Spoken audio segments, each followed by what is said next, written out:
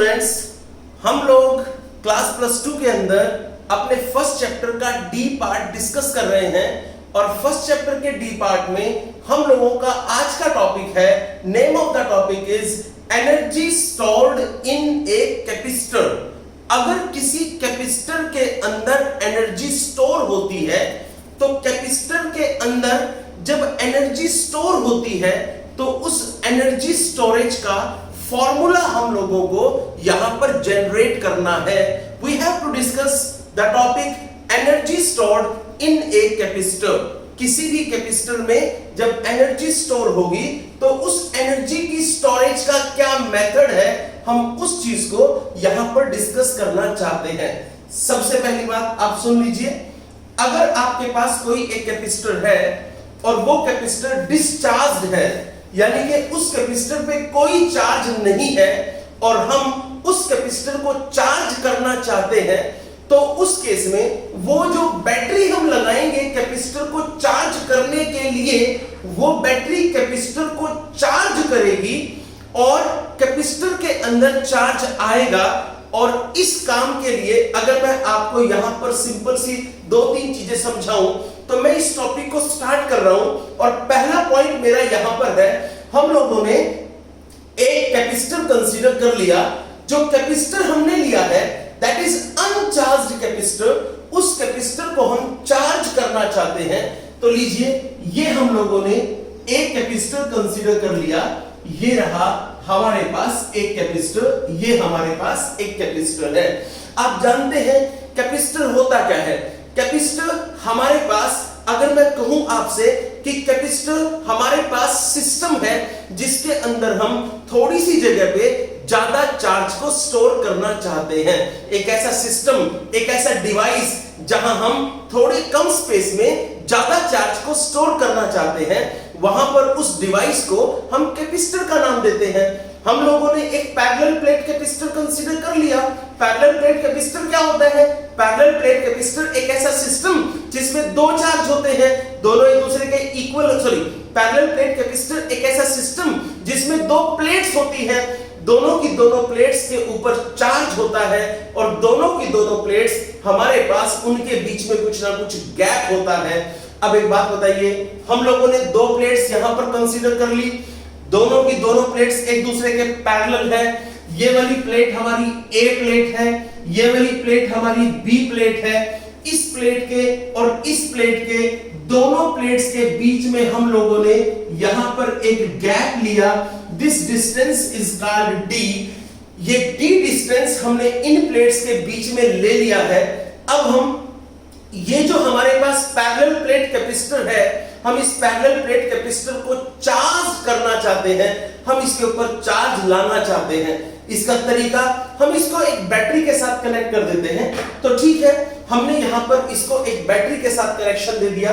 तो लीजिए, यहां से हमने यहां से इधर लिया, यहां से इधर, यहां से इधर, और इस पोर्शन को इसके साथ कनेक्ट किया। यहां से हमने इसको इधर कनेक्ट किया। तो लीजिए, हम लोगों ने इस तरीके से इसको कनेक्शन दिया है। यहां पर हमने एक बैटरी को अटैच कर दिया। तो लीजिए, ये हमारी यहां पर बैटरी आ जाती है, ये रही, this one is our battery.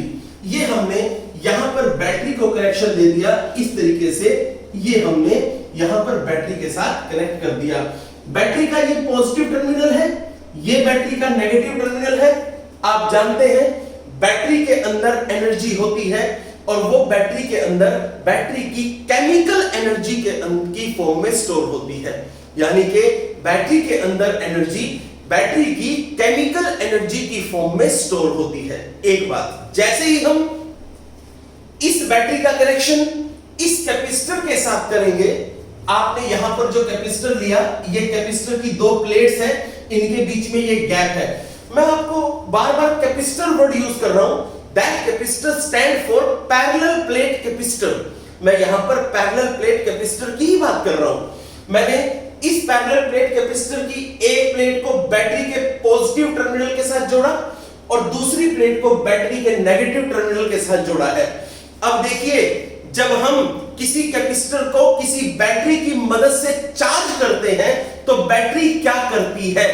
आपने बैटरी का जो टर्मिनल कैपेसिटर की पॉजिटिव प्लेट के साथ जोड़ा है वो टर्मिनल क्या करता है, वो टर्मिनल यानी कि बैटरी का पॉजिटिव टर्मिनल इस प्लेट से इलेक्ट्रॉन को उठा लेगा, यानी कि इस प्लेट से इलेक्ट्रॉन को यहां से रिमूव कर लेगा। तो ये बैटरी का पॉजिटिव टर्मिनल इस कैपेसिटर की इस प्लेट से यानी कि ए प्लेट से इलेक्ट्रॉन को रिमूव कर लेगा, और जब ये इलेक्ट्रॉन को रिमूव करेगा तो यहां से इलेक्ट्रॉन निकलेंगे और वो सारे के सारे इलेक्ट्रॉन यहां पर मूव करना शुरू कर देंगे।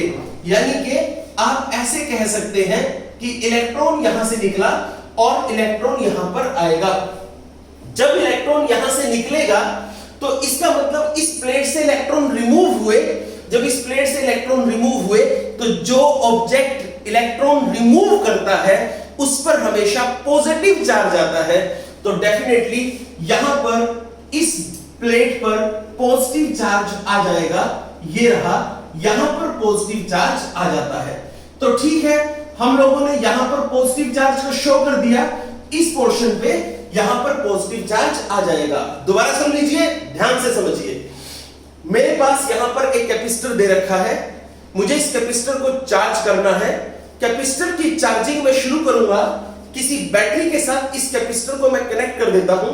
जब मैं इस कैपेसिटर को चार्ज करने के लिए किसी बैटरी के साथ कनेक्ट कर रहा हूं तो ये मेरे पास यहां पर बैटरी है। मैंने इस बैटरी का पॉजिटिव टर्मिनल ए प्लेट के साथ जोड़ा है और बैटरी का नेगेटिव टर्मिनल मैंने बी प्लेट के साथ जोड़ा है। अब हम थोड़ा आगे चलते हैं, अगले स्टेप पे आता हूं। तो दूसरा कॉन्सेप्ट यहां पर समझिए, बैटरी का पॉजिटिव टर्मिनल जिसको मैंने ए प्लेट के साथ जोड़ा है, ये ए प्लेट से इलेक्ट्रॉन को रिमूव कर लेगा और ए प्लेट से इलेक्ट्रॉन उठेंगे, और जैसे जैसे ए प्लेट से इलेक्ट्रॉन उठेंगे ए प्लेट पे पॉजिटिव चार्ज रहेगा। तो ए प्लेट पे सिर्फ पॉजिटिव चार्ज रहेगा, ए प्लेट पे पॉजिटिव चार्ज आ चुका है। आगे चलिए, यहां से इलेक्ट्रॉन इधर जाएगा और जब इलेक्ट्रॉन इसके पास जाएगा तो यहां पर इस प्लेट पे यहां पर नेगेटिव चार्ज आ जाता है। तो लीजिए भाई, यहां पर इन अंदर की साइड इस पोर्शन पे नेगेटिव चार्ज यहां पर इकट्ठा हो जाता है। अब आप एक बात समझिए और ध्यान से सोच समझ के देखते रहिए। आपने देखा यहां से कुछ इलेक्ट्रॉन उठे और कुछ इलेक्ट्रॉन यहां से उठे, तो यहां पर कुछ पॉजिटिव चार्ज आ गया। जब इलेक्ट्रॉन कुछ यहां पर गए हैं तो डेफिनेटली यहां पर कुछ नेगेटिव चार्ज आ गया। और अब आप एक बात से डिनाई नहीं कर सकते, यहां पर पॉजिटिव चार्ज है, यहां पर नेगेटिव चार्ज है। भले यहां पर कम पॉजिटिव चार्ज हो और वहां पर कम नेगेटिव चार्ज हो, लेकिन जितना पॉजिटिव यहां होगा यहां पर भी उतना ही नेगेटिव होगा। मान लीजिए जब ये कैपेसिटर की चार्जिंग हो रही है तो धीरे धीरे का प्रोसेस यही है। आप यही कह सकते हैं कि बैटरी करती क्या है, बैटरी इस प्लेट से पॉजिटिव प्लेट से, यही कह लीजिए बैटरी का जो टर्मिनल पॉजिटिव के साथ कनेक्टेड होता है, बैटरी वहां से इलेक्ट्रॉन को रिमूव करती है और उसको देती है, यानी कि दूसरी प्लेट को इलेक्ट्रॉन ट्रांसफर हो जाते हैं। अब यहां पर धीरे धीरे करके पॉजिटिव चार्ज इंक्रीज हो रहा है, धीरे धीरे करके नेगेटिव चार्ज इंक्रीज हो रहा है। आप जब ये प्रोसेसिंग देख रहे हो तो उस दौरान let at any instant of time, at any instant of time, मान लीजिए किसी एक इंस्टेंट ऑफ टाइम पे बैटरी के इस प्लेट पे यहां पर प्लस क्यू चार्ज है और यहां पर माइनस क्यू चार्ज है। तो आप क्या कहोगे, let at any instant of time Q is charge on plate, on each plate, क्योंकि हर एक प्लेट पे जो चार्ज का मैग्नीट्यूड होगा वो तो क्यू ही होगा ना। एंड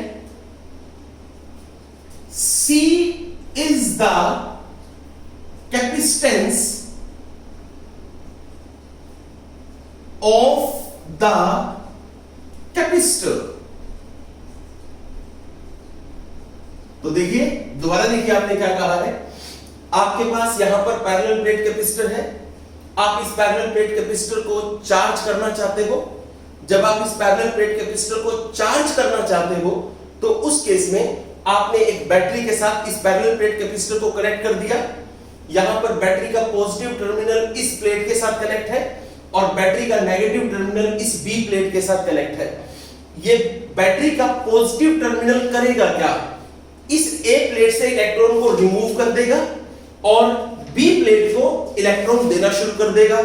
आप चाहो तो ऐसा भी कह सकते हो कि बैटरी जो है वो क्या करेगी, बी प्लेट से पॉजिटिव चार्ज उठाएगी। किससे? बी प्लेट से पॉजिटिव चार्ज उठाएगी और इस ए प्लेट को ट्रांसफर करना शुरू कर देगी। Mind it, I repeat it. देखिए क्या कहा मैंने।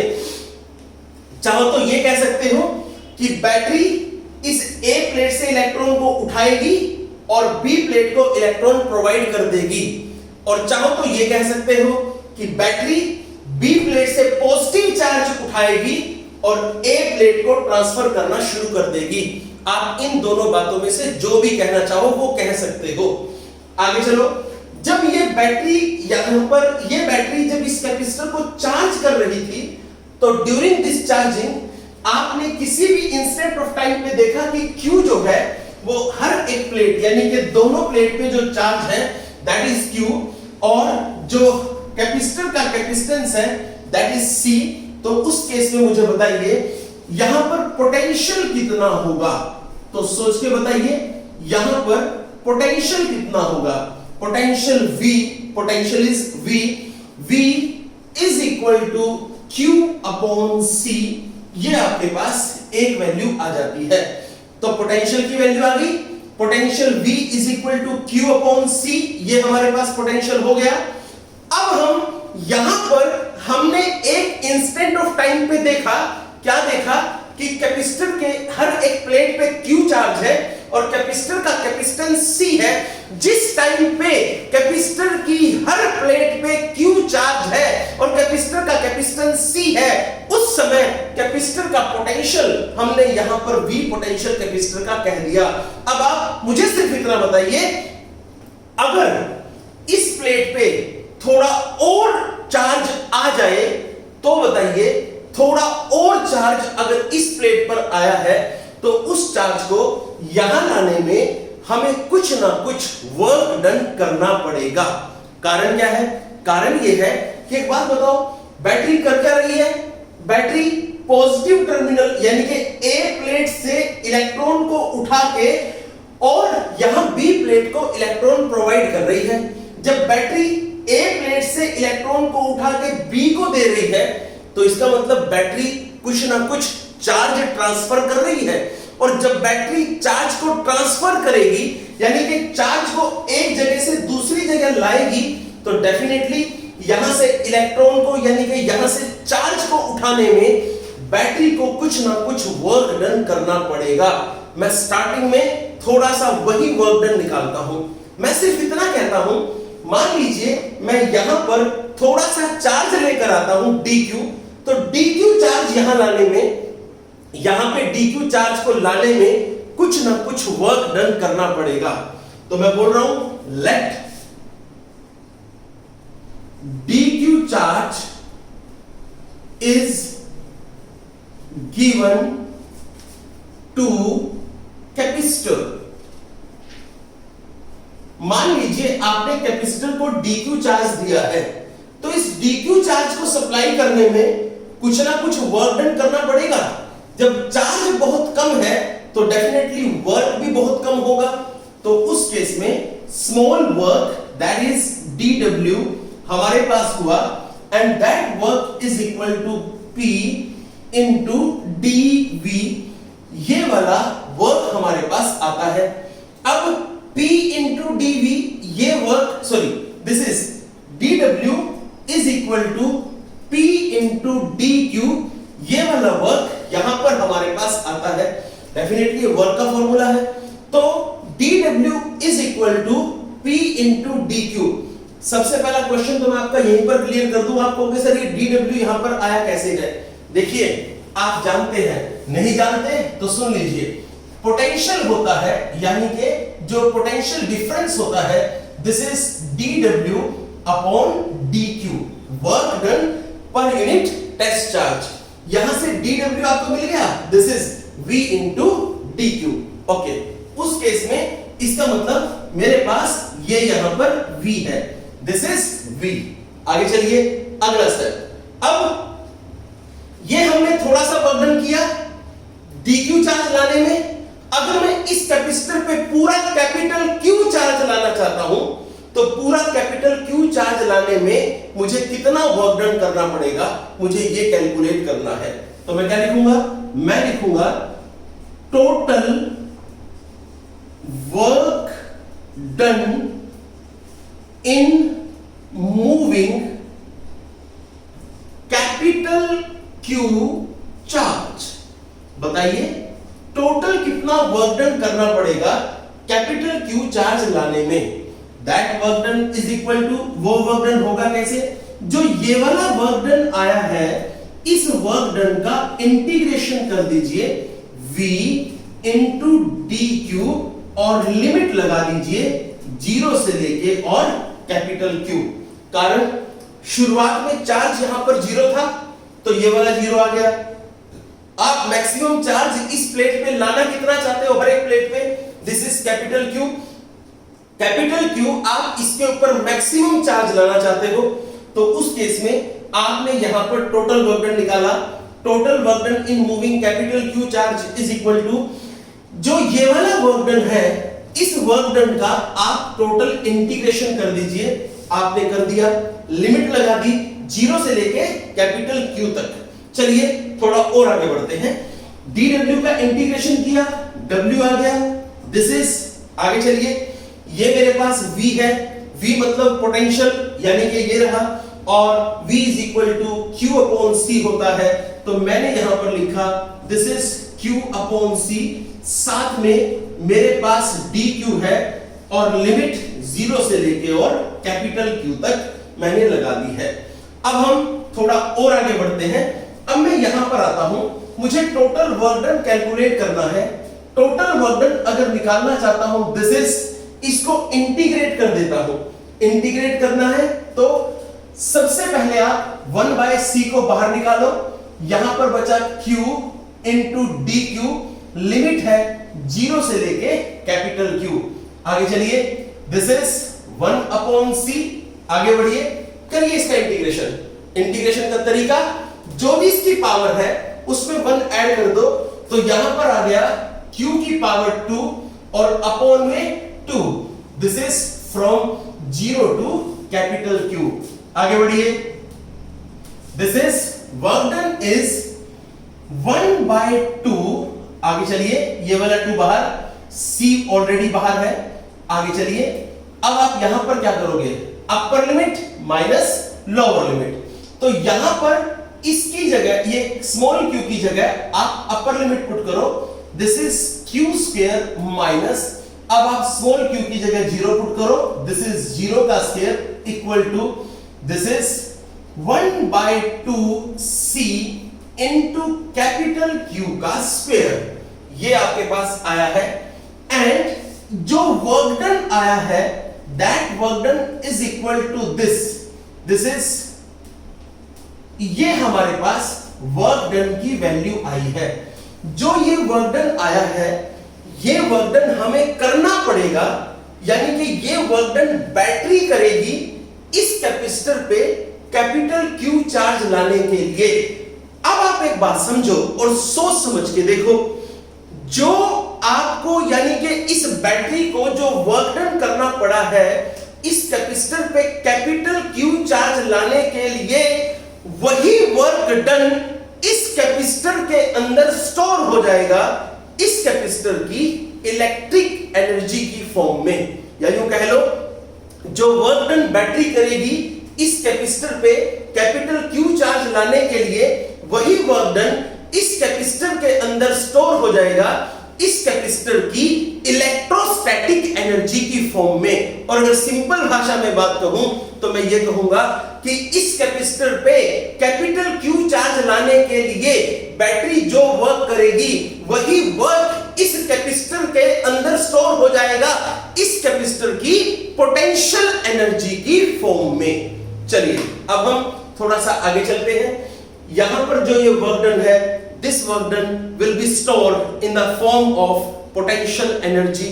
You can also say that this work done will be stored in the form of electrostatic energy. So यहां पर वर्क डन को एनर्जी के बराबर लिखा, this is half c into Q square.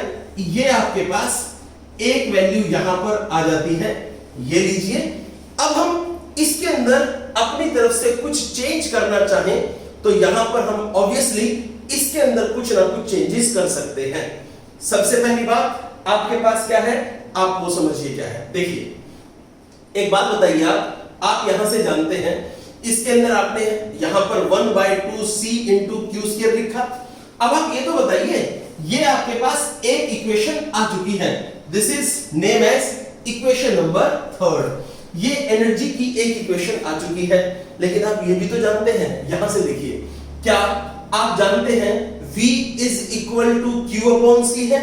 और अगर मैं आपसे पूछूं, क्योंकि V is equal to Q upon C है, दैट्स व्हाई मुझे देख के बताओ Q क्या होगा. Q is equal to V into C. ये आपके पास यहां पर आ जाता है, ये रहा. आगे बढ़िए.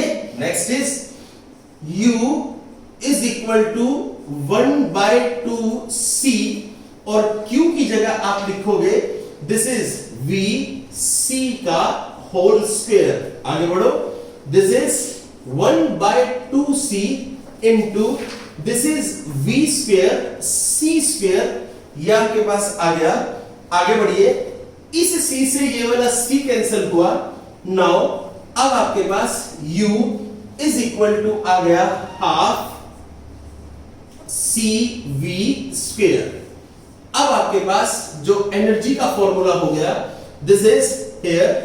ये अब एनर्जी का फॉर्मूला आपके पास आ जाता है. अब हम इससे थोड़ा सा आगे चलते हैं. अभी तक जो मैंने आपको बताया है उसको ध्यान से सुनिए. मैंने अभी तक आपको सिर्फ इतना बताया है कि जब हम किसी कैपेसिटर को चार्ज करते हैं तो कैपेसिटर को चार्ज करने के लिए हम उसको एक बैटरी के साथ कनेक्ट करते हैं. और बैटरी करती क्या है, बैटरी का एक टर्मिनल हमने कैपेसिटर की प्लेट के साथ लगाया, बैटरी का दूसरा टर्मिनल हमने कैपेसिटर की दूसरी प्लेट के साथ लगाया. और जो बैटरी का टर्मिनल पॉजिटिव प्लेट के साथ अटैच है, वो टर्मिनल क्या करेगा, वो पॉजिटिव प्लेट से इलेक्ट्रॉन को उठाएगा और नेगेटिव प्लेट को इलेक्ट्रॉन देना शुरू कर देगा. जब पॉजिटिव प्लेट से इलेक्ट्रॉन उठेंगे और नेगेटिव प्लेट को इलेक्ट्रॉन जाने शुरू होंगे, इन दैट केस जब यहां से इलेक्ट्रॉन उठेंगे तो यहां पर पॉजिटिव चार्ज आएगा, यहां पर जब इलेक्ट्रॉन जाएंगे तो यहां पर नेगेटिव चार्ज आएगा. आपने किसी इंस्टेंट ऑफ टाइम पे देखा कि कैपेसिटर की दोनों प्लेट्स पे क्योंकि इक्वल चार्ज होता है, आपने eight any instant of time देखा किसी भी टाइम पे कैपेसिटर की प्लेट पे Q चार्ज है और उस समय कैपेसिटर का कैपेसिटेंस C है. तो बताइए कैपेसिटर का पोटेंशियल हमारे पास V हुआ. V is equal to Q upon C होता है. अगर हम कहें कि थोड़ा सा चार्ज dq और दे दिया गया तो उस केस में थोड़ा सा वर्क डन हमारे पास ये हुआ. अब बताइए टोटल चार्ज अगर कैपिटल Q देना है तो कैपिटल Q देने के लिए टोटल वर्क डन निकाला और जो टोटल वर्क डन का फॉर्मूला आया वो हमारे पास सोल्व करके ये आ गया. और यही जो टोटल वर्क डन होगा ये कैपेसिटर के अंदर स्टोर हो जाएगा कैपेसिटर की इलेक्ट्रिक एनर्जी की फॉर्म में. You can also say that ये कैपेसिटर के अंदर स्टोर हो जाएगा कैपेसिटर की इलेक्ट्रोस्टैटिक एनर्जी की फॉर्म में. You can also say that ये कैपेसिटर के अंदर स्टोर हो जाएगा कैपेसिटर की पोटेंशियल एनर्जी की फॉर्म में. और सुनिए, इस बैटरी के अंदर एनर्जी होती है केमिकल एनर्जी की फॉर्म में और वो केमिकल एनर्जी कन्वर्ट हो जाती है इस कैपेसिटर की इलेक्ट्रोस्टैटिक एनर्जी की फॉर्म में. और सुनो, अब आप अगर ये कहोगे कि चलो ठीक है सर, हमारे पास यहां पर एनर्जी के दो फॉर्मूले आ चुके हैं. Yes, we have derived two formulas for the energy. सबसे पहला क्वेश्चन मेरे पास यहां पर आपके लिए एक आया है. इस कैपेसिटर के अंदर जो एनर्जी है जिसको हमने कहा कि ये एनर्जी कैपेसिटर के अंदर कैपेसिटर की पोटेंशियल एनर्जी की फॉर्म में स्टोर होगी या कैपेसिटर की इलेक्ट्रोस्टैटिक एनर्जी की फॉर्म में स्टोर होगी, उसको यहां पर अगर रिप्रेजेंट करूं तो यहां पर रिप्रेजेंट करने का एक सिंपल सा तरीका है। एक बात बताओ बच्चों, जब यहां पॉजिटिव चार्ज कम था तो यहां पर नेगेटिव चार्ज भी कम था, तो पॉजिटिव से नेगेटिव इलेक्ट्रिक फील्ड बन रही थी, वो इलेक्ट्रिक फील्ड भी कम होगी यानी कि वीक होगी। धीरे धीरे करके यहां पर पॉजिटिव चार्ज बढ़ता जाएगा, यहां पर नेगेटिव चार्ज बढ़ता जाएगा, इंक्रीज होता जाएगा, तो डेफिनेटली इन दोनों के बीच में जो इलेक्ट्रिक फील्ड होगी that will also become strong. और एक टाइम ऐसा आया आपने इस कैपेसिटर को फुल चार्ज कर दिया तो इनके बीच में यहां पर पॉजिटिव चार्ज मैक्सिमम हो गया, यहां पर नेगेटिव चार्ज मैक्सिमम हो गया। दैट मींस यहां पर जो इलेक्ट्रिक फील्ड होगी वो इलेक्ट्रिक फील्ड भी यहां पर मैक्सिमम हो गई है। तो किसी कैपेसिटर के फुल्ली चार्ज होने का मतलब है कि इसकी प्लेट्स के बीच में जो इलेक्ट्रिक फील्ड होती है that electric field has become maximum. अगर कोई ये पूछे आपसे कि भाई आपने तो अभी ये कहा था कि कैपेसिटर को जब चार्ज करोगे तो सारी एनर्जी कैपेसिटर के अंदर कैपेसिटर की पोटेंशियल एनर्जी की फॉर्म में है, हाँ है। उस पोटेंशियल एनर्जी को रिप्रेजेंट कैसे करते हैं? ये इलेक्ट्रिक फील्ड है, ये इलेक्ट्रिक फील्ड ही पोटेंशियल एनर्जी को रिप्रेजेंट करती है। अगर इलेक्ट्रिक फील्ड स्ट्रांग है तो डेफिनेटली कैपेसिटर के पास एनर्जी ज्यादा है। अगर कैपेसिटर के पास एनर्जी ज्यादा है that means capacitor charge capacitor है। अगर इलेक्ट्रिक फील्ड वीक है तो कैपेसिटर वीक है, यानी कि कैपेसिटर के अंदर एनर्जी ज्यादा नहीं है। अगर ये इलेक्ट्रिक फील्ड जीरो हो जाए तो मतलब यहां पर भी कोई चार्ज नहीं, यहां पर भी कोई चार्ज नहीं, तभी तो इलेक्ट्रिक फील्ड जीरो होगी ना बच्चों। तो उस केस में हम कहेंगे हमारा कैपेसिटर क्या हो चुका है? डिस्चार्ज। उस केस में कैपेसिटर डिस्चार्ज है, फिर इसको दोबारा से चार्ज करना पड़ता है।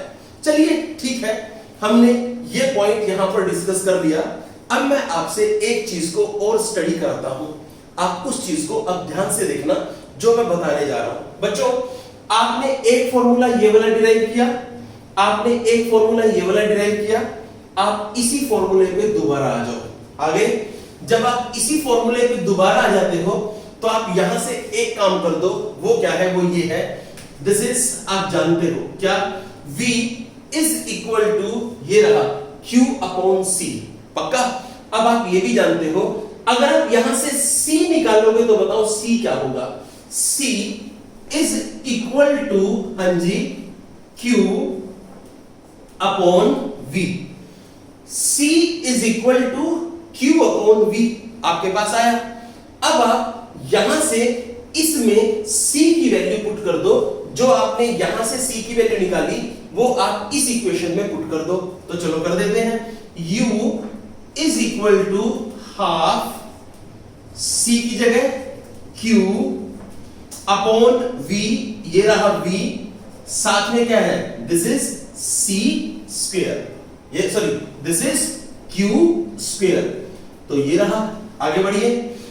एक Q से ये वाला Q कैंसिल हुआ, आपके पास U की वैल्यू आई, U is equal to half, ये वाला V इधर आ गया, this is Q into V। ये लीजिए।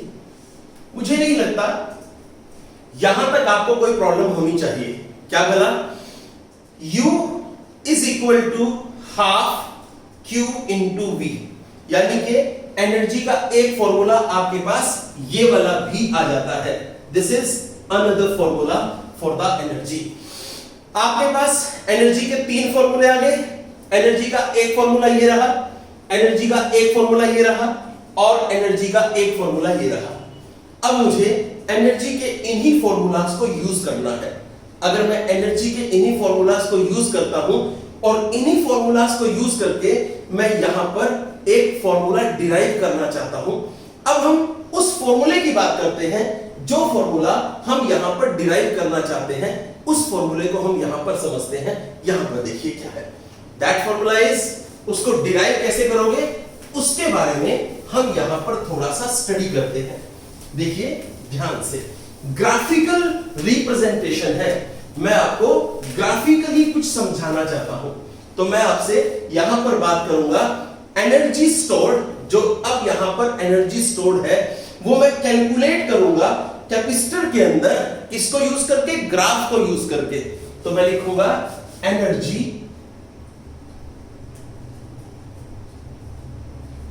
stored in a capacitor by